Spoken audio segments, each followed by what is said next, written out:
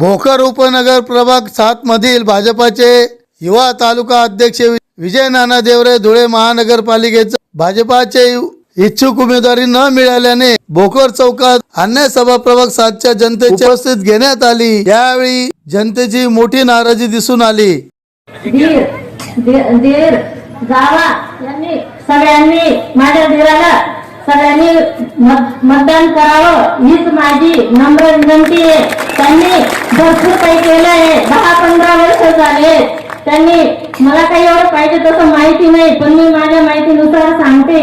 ते त्यांना जसं तिकीट भेटलं कालपर्यंत ते उत्सुक होते। त्यांनी काही आजपर्यंत रात्रमध्येच फुटाफूट झाली त्यांची, तर ते सकाळपासून नाराजी आहे। त्यांना कमळासारखं फुलून द्या तुम्ही काहीतरी। सगळ्यांनी त्यांना हात जोडून नम्र विनंती, एवढीच माझी इच्छा आहे। सगळ्यांनी विजू नानांचा विजय करा, एवढीच माझी इच्छा आहे। असं त्यांचा विजय करा आणि त्यांना कमळासारखे फुलून द्या, एवढी माझी इच्छा पूर्ण करा। विजू नानांचा विजय असो। विजू नानांनी खूप 12 वर्षापासून माझ्या घराजवळ मी सगळं काम घेतलंय विजू नानांचा, आणि सगळ्यांसाठी त्यांनी केलेलं आहे। 12 वर्षापासून रात्री दुःखापासून कोणाचा दवाखान्या, कोणाचं काही असो, पैशाची अडचण वगैरे त्यांनी सगळं समस्या दूर केलेली। पण त्यांनी जे पक्षासाठी 12 वर्ष काम केलेलं आहे, त्यांनी या गावात काही दुसऱ्या गावाच्या व्यक्ती इथं काम करायला भोकर गावात येणार नाही। मी काय कोणाविषयी बोलत नाही, पण जे काही गावातले व्यक्ती आणि जो आमचा समाज आहे आपला सगळ्यांचा भोकर गावाचा, या गावात एक तिकीट पाहिजे होतं, हे सगळ्यांनी मान्य करायला हवं। कारण भोकर गावात एक विजू नानासारखा व्यक्ती आणि तरुण त्याने इतकं काम केलेलं आहे हसत मुखत। ते माझ्या एवढी विनंती आहे पक्षासाठी, मी पक्षाला सांगायचं आणि लोकांना सांगायचंय, जर विजू नानासाठी तुम्ही एवढं करा आणि एवढा विजू नानांना प्रचंड मताने विजय करा। जर विजू नानांनी फॉर्म भरला तर विजू नाना आणि त्या माणसाला अन्याय व्हावा, हा अन्याय होऊ नये तर इथे सर्व जनतेने माया बहिणींनी सर्वांनी विचार करा। अगर जर बापू नानांनी कधी अपक्ष तिकीट भरला तरी तुम्ही नानांना आणावं। हा व्यक्ती कामाचा आहे भोकरमध्ये, कारण आम्ही स्वतः डोळ्याने पाहतो, तीन रात पाहतोय तो माणूस काय कारभार करतो। 8 वर्ष कार्यकर्ता आहे या भाजपसाठी, किती कार्य केलं माणसाने आम्ही स्वतः डोळ्यानं पाहतो। वास्तविक फार मला काही बोलायचं अनेकांनी तो बाहेरगावचा आहे, पण इथं बाहेरच्या घरामध्ये पण स्वतः डोळ्याने पाहतोय तो माणूस सगळे कामकाज करतोय। त्या माणसाकडे पाहतो मी, तो माणूस तुमच्या अर्ध्या रात्री कामात येईल, नाही आला तर तुम्ही बोलून दाखवा, पण तो माणूस अर्ध्या तुम्हाला कामात देणार आहे।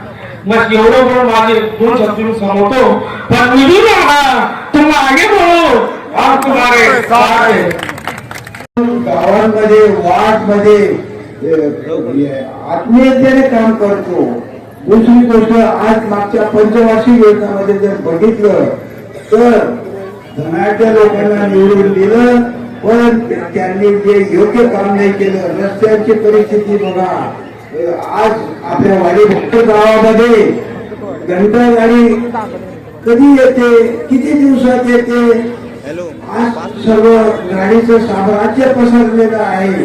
ते जर तुम्हाला व्यवस्थित करून घ्यायचं असेल आणि या सर्व परीक्षेमध्ये विजू नाना उत्तीर्ण झालेले, तेव्हा मी सर्व जनतेला आवाहन करतो की त्यांनी जेवढी धनलक्ष्मी तेवढी घ्या आणि योग्य त्या उमेदवाराला निवडून द्या।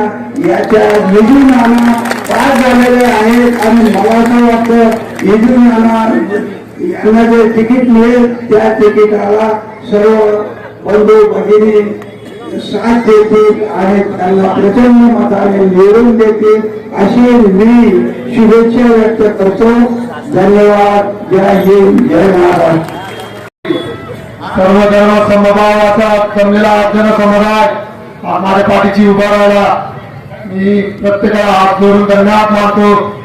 आणि उद्या आपण 12:30 वाजता फॉर्म भरण्याची वेळ ठेवलेली, असा आशीर्वाद देण्यासाठी आणि माझे हात बळकट करण्यासाठी आपण सर्वांनी जमावं किंवा यापेक्षा दुपटीने आपण जमू, मुजरखोर लोकांना आपण दाखवून देऊ.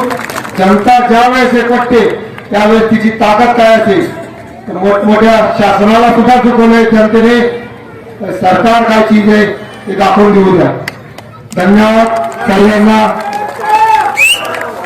अमूल्य वेळ काढला माझ्यासाठी. आपल्या सर्वांचा खूप खूप धन्यवाद.